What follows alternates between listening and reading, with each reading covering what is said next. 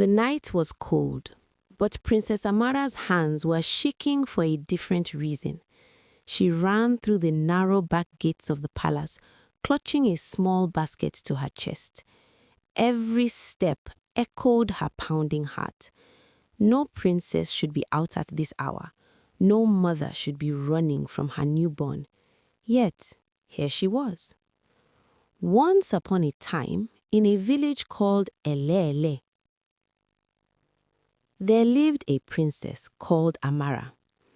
Amara had always lived under a bright crown and heavy expectations. The kingdom saw her as perfect, gentle, graceful, and wise. But beneath the golden gowns, she carried a secret. For months, she hid her pregnancy, terrified of the whispers, the shame, the questions she could not answer. Only her loyal maid, Rina, knew the truth. Rina helped her through the quiet, painful birth in a hidden chamber. The moment the child's soft cry filled the room, Amara felt her world shift. But instead of joy, fear swallowed her. What will they say? What will become of me? Rina begged her to think clearly, but Amara's mind was clouded. She was afraid of judgment from the king, afraid of being seen as weak, afraid of a future she did not understand. The fear felt heavier than her crown had ever been. So now she ran. Ran from responsibility, ran from questions, ran from the tiny life depending on her. When she reached the old refuse corner behind the village, she stopped. Her breath trembled. The baby, wrapped in a soft cloth, let out a small, innocent cry. Amara felt her heart twist so painfully she could barely breathe. "I'm sorry. I'm so sorry," she whispered, tears burning her eyes. "Someone stronger will take care of you. Someone who won't fail you like I will." With shaking hands, she placed the basket gently beside the refuse wall. She took one last look at her child, the tiny fingers, the peaceful face, and then forced herself to turn away. Every step back toward the palace felt heavier than the last. She did not look back. She did not dare. Then, a shadow moved at the far end of the path, slow, cautious, and walking straight toward the basket. Who was it? The figure stopped beside the tiny bundle and bent slowly toward it. Lami gasped when she saw the tiny child lying alone. She knelt down, her eyes softening with instant motherly instinct. For years, she and Tari had prayed for a child but had none. And now, here in the cold night, a helpless baby was crying out for comfort. "Look at her, Tari," Lami whispered, lifting the infant gently. "She's beautiful." The child's face relaxed as Lami held her close, as if she already knew she was safe. Tari touched the baby's small hand. Who would leave her here? She could have frozen. "No matter the reason," Lami said firmly, "we cannot leave her. She needs a home." The couple wrapped the baby in Lami's shawl and carried her to their tiny hut. Inside, they warmed milk, lit a small fire, and watched the child drift to sleep in Lami's arms. "She needs a name," Lami said softly. Tari smiled. "Then you choose." Lami looked at the baby's peaceful face. "Edna. It means pleasure. Perhaps pleasure she will bring into our lives." And she did. Days turned to weeks, weeks turned to months, and Edna grew into a cheerful child, laughing, crawling, and filling their home with joy. Tari made her wooden toys. Lami braided her hair into tiny curls. They raised her as their own, never wishing for anything more. But far away in the palace, Princess Amara lived with a secret she hid deep inside her heart. She smiled at the court, attended meetings, and pretended everything was perfect. But at night, guilt pressed on her chest like a heavy stone. Sometimes she thought she heard a baby crying in the wind. Years passed.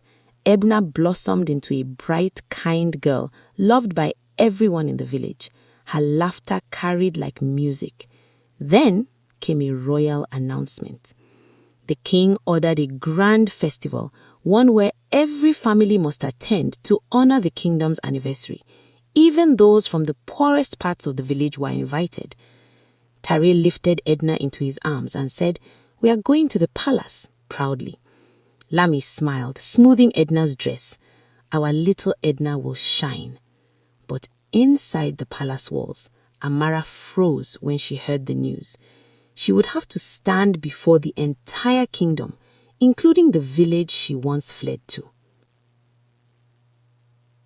On the morning of the festival, as the crowd gathered and drums began to beat, Amara stepped out, only to see a young girl walking toward the palace gates. Those eyes, so familiar, large, bright, shining like morning stars. Eyes Amara had seen once before on a tiny face she left in a basket years ago. She felt her heart begin to pound. "No, it can't be," she whispered to herself. "It must be my mind playing tricks." Yet she could not look away. Tare and Lami bowed respectfully to the royal family.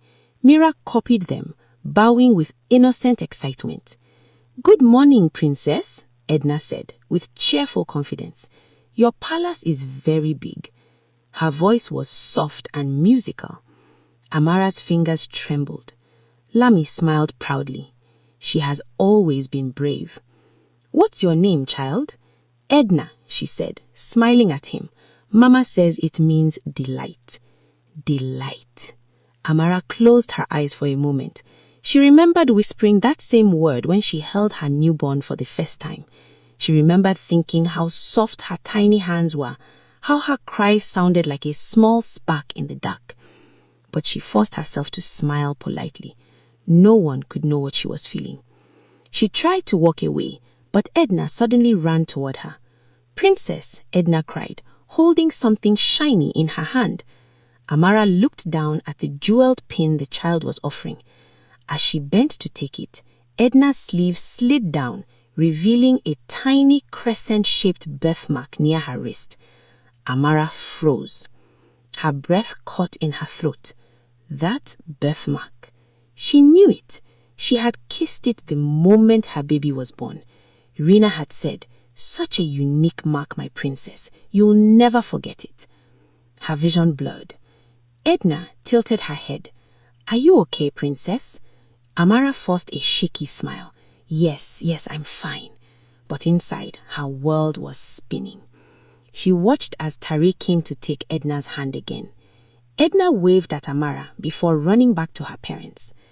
Amara stood rooted in place, her heart racing, her mind screaming with answers she didn't want to face.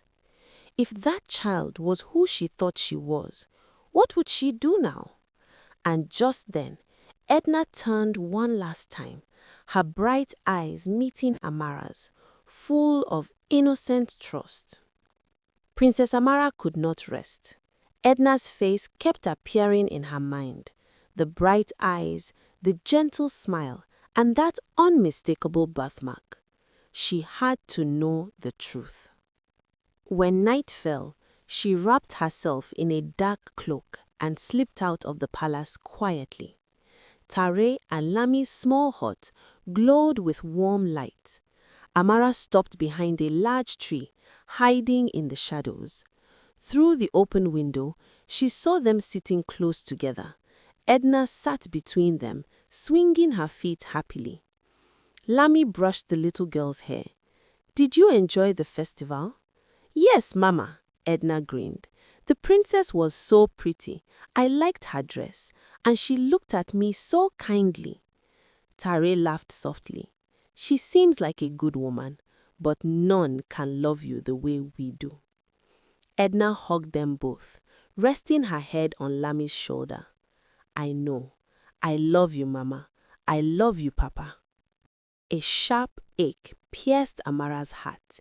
She pressed a hand to her chest, eyes stinging with tears she didn't let fall.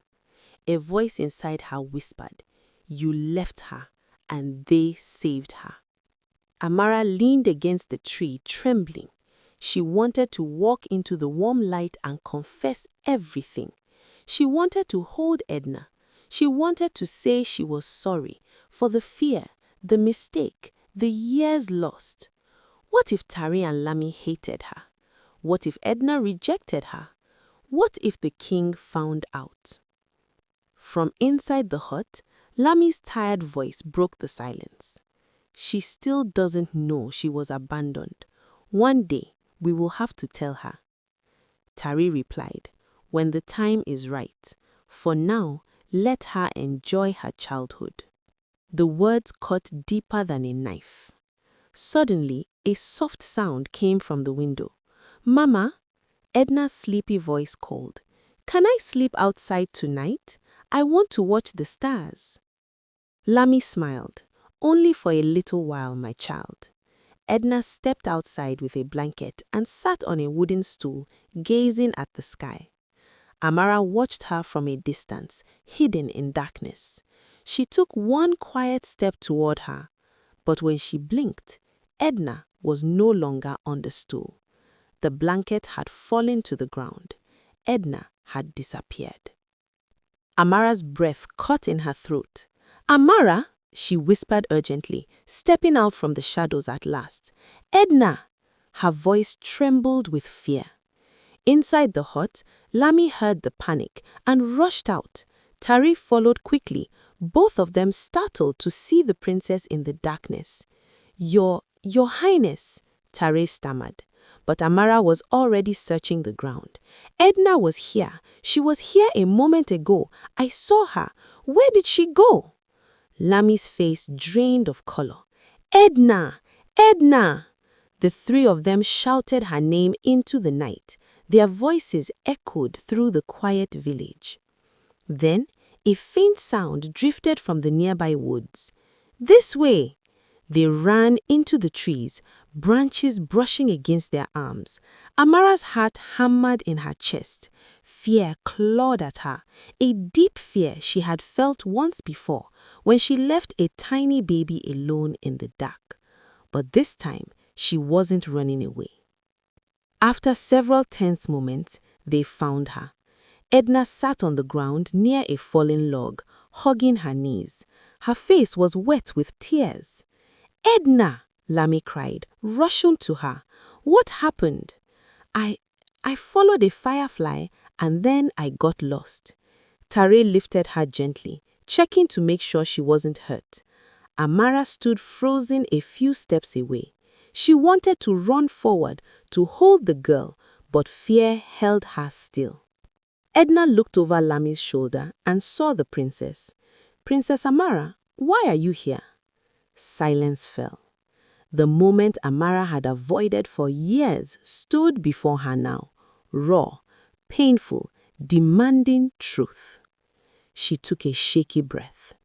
I came because you are my child." Lami's eyes widened. Tari stepped back in shock. Edna blinked in confusion. Amara fell to her knees. "I was young. I was scared.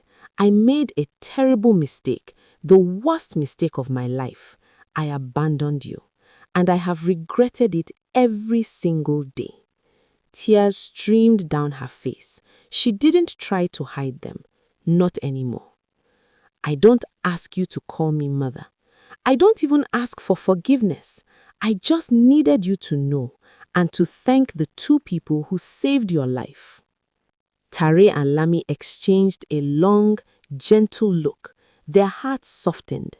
They stepped closer. Lami placed Edna on the ground and nodded toward her. "Go on, child." Edna walked slowly toward Amara. The princess held her breath. "It's okay," she said softly. "You are here now."